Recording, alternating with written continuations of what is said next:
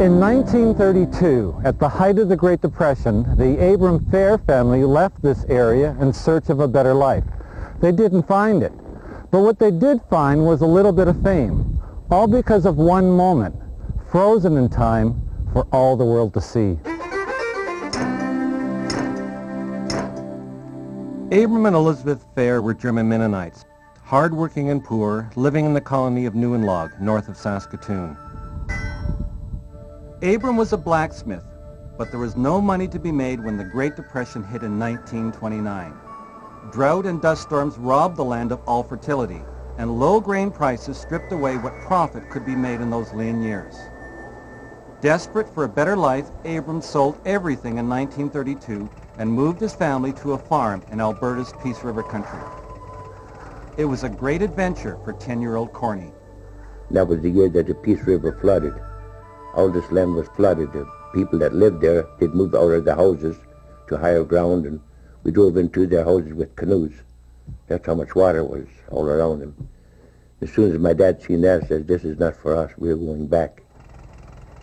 They packed up their growing family and began the trek back to Saskatchewan. They got as far as Edmonton when the car broke down. It was Canada's birthday, July 1st, 1934. We didn't have nothing to eat. Dad had no money anymore, and I was elected to go from house to house and beg for food because I could talk a little English.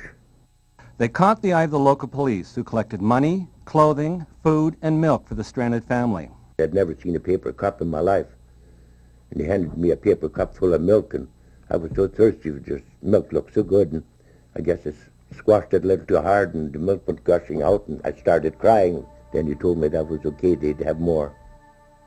They also caught the eye of a newspaper photographer.